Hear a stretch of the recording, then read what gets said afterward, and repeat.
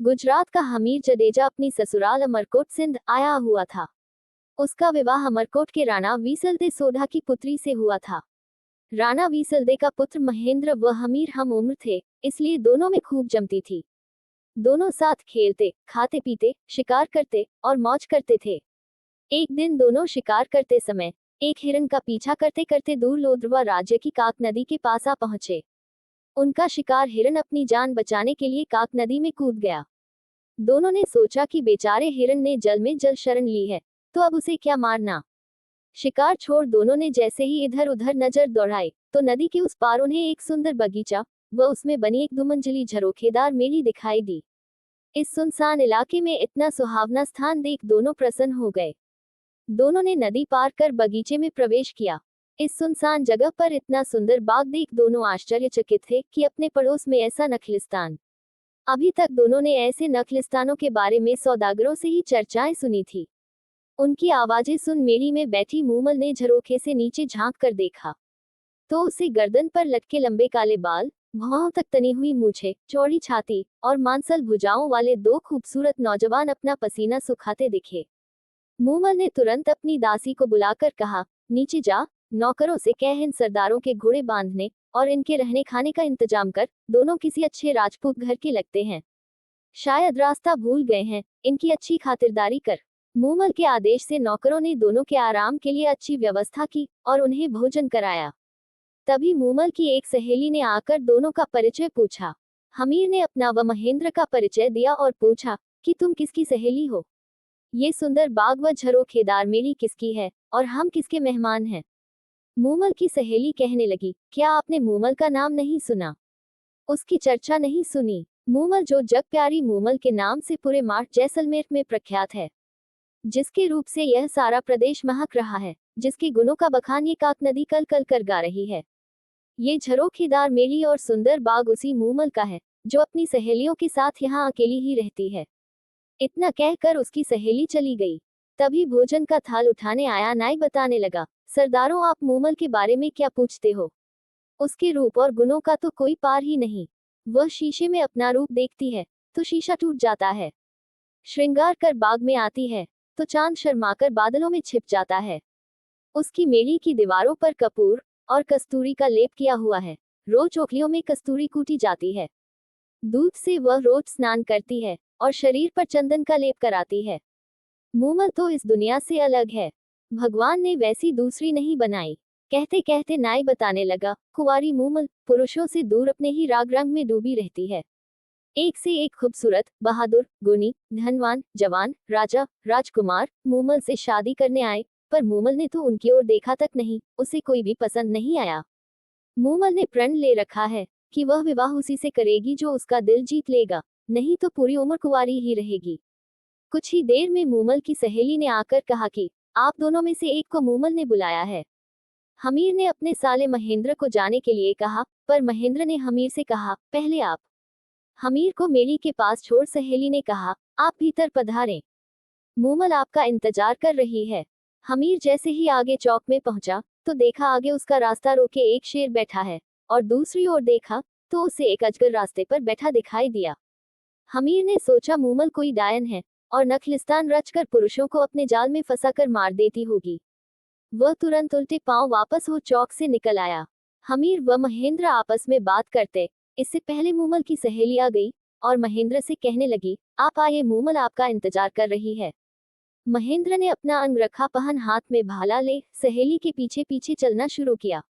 सहेली ने उसे भी हमीर की तरह चौक में छोड़ दिया। महेंद्र को भी चौक में रास्ता रोके शेर बैठा नजर आया।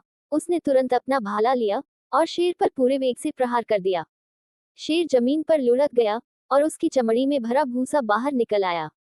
महेंद्र ये देख मन ही मन मुस्कुराया कि मूमल उसकी परीक्षा ले रही है। तभी उसे आगे अजगर बैठा दिखाई दिया।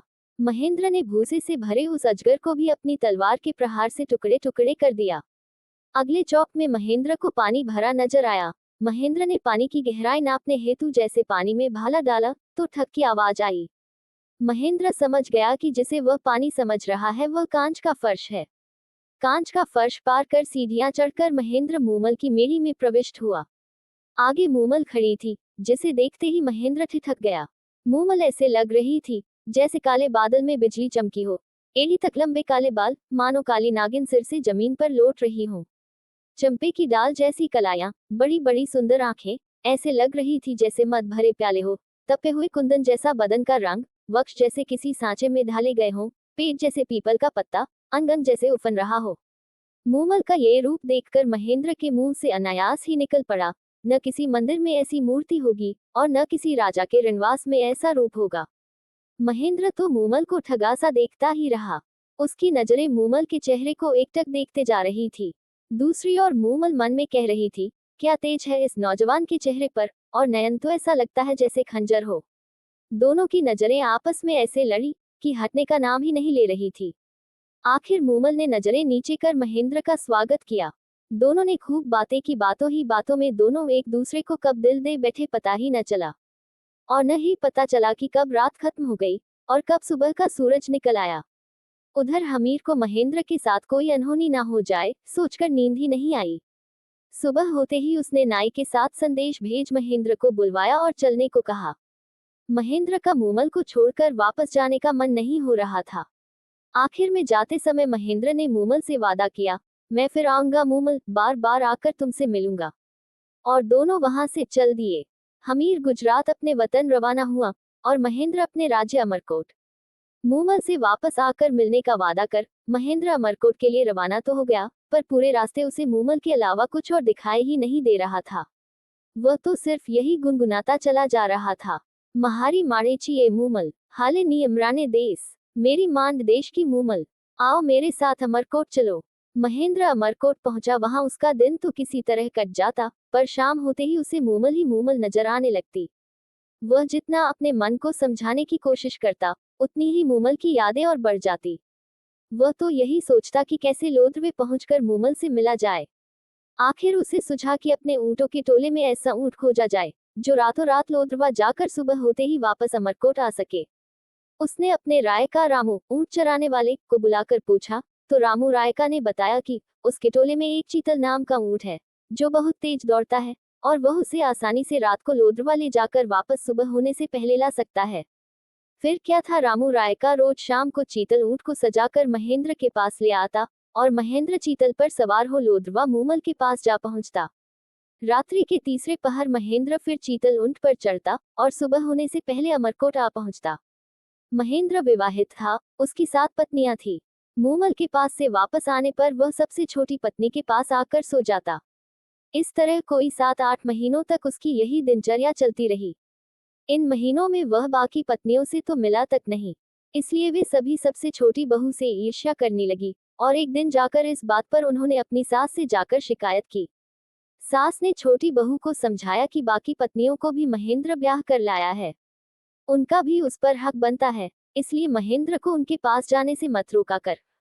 तब महेंद्र की छोटी पत्नी ने अपनी सास को बताया कि महेंद्र तो उसके पास रोज सुबह होने से पहले आता है और आते ही सो जाता है। उसे भी उससे बात किए कोई 7-8 महीने हो गए। वह कब कहाँ जाते हैं, कैसे जाते हैं, क्यों जाते हैं, मुझे कुछ भी मालूम नहीं। छोटी बहू की बातें सुन महेंद्र की माँ को शक हुआ और उसने यह बात अपनी पति राणा वीसलदे को बताई। चतुर वीसलदे ने छोटी बहू से पूछा कि जब महेंद्र आता है तो उसमें क्या कुछ खास नजर आता है। छोटी बहू ने बताया कि जब रात के आखिरी पहर महेंद्र आता है तो उसके बाल गीले होते हैं जिनमें से पानी टपक रहा होता है। चतुर वीसलदे ने बहू को हिदायत दी कि आज उसके बालों के नीचे कटोरा रख, उसके भीगे बालों से टपके पानी को इकट्ठा कर मेरे पास लाना। बहू ने यही किया और कटोरे में एकत्र पानी वीसलदे के सामने हाजिर किया। वीसलदे ने पानी चख कर कहा, ये तो काक नदी का पानी है। इसका मतलब महेंद्र जरूर मूमल की मेली में उसके पास जाता होगा। महेंद्र की 7 पत्नियों को तो मूमल का नाम सुनकर जैसे आग लग गई। उन्होंने आपस में सलाह कर ये पता लगाया कि महेंद्र वहां जाता कैसे है। जब उन्हें पता चला कि महेंद्र चीतल नाम के ऊंट पर सवार हो मूमल के पास जाता है, तो दूसरे दिन उन्होंने चीतल ऊंट के पैर तुड़वा दिए ताकि उसके बिना महेंद्र मूमल के पास ना जाने पाए। रात होते ही जब रामू रायका चीतल लेकर नहीं आया तो महेंद्र उसके घर गया। वहां उसे पता चला कि चीतल के तो उसकी पत्नियों ने पैर तुड़वा दिए हैं। तब उसने रामू से चीतल जैसा दूसरा ऊंट मांगा। रामू ने कहा, उसके टोले में एक तेज दौड़ने वाली एक टोरडी छोटी ऊंटनी है तो सही, पर कम उम्र होने के चलते वह चीतल जैसी सुलझी हुई व अनुभवी नहीं है।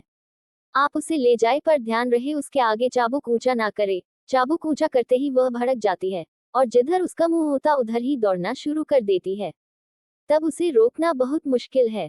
महेंद्र टोरडी पर सवार हो लोद्रवा के लिए रवाना होने लगा, पर मूमल से मिलने की बेचैनी के चलते वह भूल गया कि चाबुक ऊंचा नहीं करना है, और चाबुक ऊंचा करते ही टोरडी ने एड़ लगाई और सरपट भागने लगी। अंधेरी रात में महेंद्र को रास्ता भी नहीं पता चला कि वह कहाँ पहुंच गया। थोड़ी देर में महेंद्र को एक झोपड़े में दिया जलता नजर आया। वहां जाकर उसने उस क्षेत्र के बारे में पूछा तो पता चला कि वह लोद्रवा की जगह बाड़मेर पहुंच चुका है। रास्ता पूछ जब महेंद्र लोद्रवा पहुंचा, तब तक रात का तीसरा पहर बीत चुका था। मूमल उसका इंतजार कर सो चुकी थी। उसकी मेड़ी में दिया जल रहा था। उस दिन मूमल की बहन सुमल भी मेड़ी में आई थी। दोनों की बातें करते करते आंख लग गई थी। सहेलियों के साथ दोनों बहनों ने देर रात तक खेल खेले थे। सुमल ने खेल में पुरुषों के कपड़े पहन पुरुष का अभिनय किया था, और वह बातें करती करती पुरुष के कपड़ों में ही मूमल के पलंग पर उसके साथ सो गई। महेंद्र मूमल की मेड़ी पहुंचा। सीढ़ियां चढ़ जैसे ही मूमल के कक्ष में घुसा और देखा कि मूमल तो किसी पुरुष के साथ सो रही है। ये दृश्य देखते ही महेंद्र को तो लगा जैसे उसे एक साथ हजारों बिच्छुओं ने काट खाया हो। उसके हाथ में पकड़ा चाबुक वही गिर पड़ा और वह जिन पैरों से आया था उन्हीं से चुपचाप बिना किसी को कुछ कहे वापस अमरकोट लौट आया। वह मन ही मन सोचता रहा कि जिस मूमल के लिए मैं प्राण तक न्यौछावर करने के लिए तैयार था, वह मूमल ऐसी निकली। जिसके लिए मैं कोसों दूर से आया हूँ, वह पर पुरुष के साथ सोई मिलेगी। धिक्कार है ऐसी औरत पर। सुबह आंख खुलते ही मूमल की नजर जैसे महेंद्र के हाथ से छूटे चाबुक पर पड़ी। वह समझ गई कि महेंद्र आया था, पर शायद किसी बात से नाराज होकर चला गया। उसके दिमाग में कई कल्पनाएं आती रही। कई दिनों तक मूमल महेंद्र का इंतजार करती रही कि वो आएगा और जब आएगा तो सारी गलतफहमियां दूर हो जाएंगी, पर महेंद्र नहीं आया। मूमल उसके वियोग में फीकी पड़ गई। उसने श्रृंगार करना छोड़ दिया, खाना पीना भी छोड़ दिया। उसकी कंचन जैसी काया काली पड़ने लगी। उसने महेंद्र को कई चिट्ठियां लिखी, पर महेंद्र की पत्नियों ने वह चिट्ठियां महेंद्र तक पहुंचने ही नहीं दी। आखिर मूमल ने एक ढोली गायक को बुला महेंद्र के पास भेजा, पर उसे भी महेंद्र से नहीं मिलने दिया गया। वह किसी तरह महेंद्र के महल के पास पहुंचने में कामयाब हो गया, और रात पड़ते ही उस ढोली ने मांद राग में गाना शुरू किया। तुम्हारे बिना सोधारान, ये धरती धुंधली, तेरी मूमल रानी है उदास। मूमल के बुलावे पर असल प्रियतम महेंद्र अब तो घर आव। ढोली के द्वारा गाया मांद सुनकर भी महेंद्र का दिल नहीं पसीजा, और उसने ढोली को कहला भेजा कि मूमल से कह देना, न तो मैं रूप का लोभी हूँ और न ही वासना का कीड़ा। मैंने अपनी आंखों से उस रात उसका चरित्र देख लिया है। जिसके साथ उसकी घनिष्ठता है उसी के साथ रहे। मेरा अब उससे कोई संबंध नहीं। ढोली द्वारा सारी बात सुनकर मूमल के पैरों तले जमीन ही खिसक गई। अब उसे समझ आया कि महेंद्र क्यों नहीं आया। मूमल ने तो सपने में भी नहीं सोचा था कि उसे ऐसा कलंक लगेगा। उसने तुरंत अमरकोट जाने के लिए रथ तैयार करवाया, ताकि अमरकोट जाकर महेंद्र से मिल उसका वहम दूर किया जा सके कि वह कलंकिनी नहीं है और उसके सिवाय उसका कोई नहीं। अमरकोट में मूमल के आने व मिलने का आग्रह पाकर महेंद्र ने सोचा, शायद मूमल पवित्र है, लगता है मुझे ही कोई गलतफहमी हो गई, और उसने मूमल को संदेश भिजवाया कि वह उससे सुबह मिलने आएगा। मूमल को इस संदेश से आशा बंधी। रात को महेंद्र ने सोचा कि देखें मूमल मुझसे कितना प्यार करती है। सो सुबह उसने अपने नौकर को सिखाकर मूमल के डेरे पर भेजा। नौकर रोता पीटता मूमल के डेरे पर पहुंचा और कहने लगा कि महेंद्र जी को रात में काले नाग ने डस लिया, जिससे उनकी मृत्यु हो गई। नौकर के मुंह से इतना सुनते ही मूमल पछाड़ खाकर धरती पर गिर पड़ी, और महेंद्र के वियोग में उसके प्राण पखेरु उड़ गए। महेंद्र को जब मूमल की मृत्यु का समाचार मिला, तो वह सुनकर उसी वक्त पागल हो गया और सारी उम्र हाय महारी प्यारी मूमल, महारी प्यारी मूमल कहता फिरता रहा और प्राण त्याग दिए। इस तरह इस अनोखी प्रेम कहानी का बेहद दुखद अंत हुआ, लेकिन किसी ने सोचा नहीं था कि मूमल महेंद्र के मिले बिना इस लव स्टोरी का अंत हो जाएगा।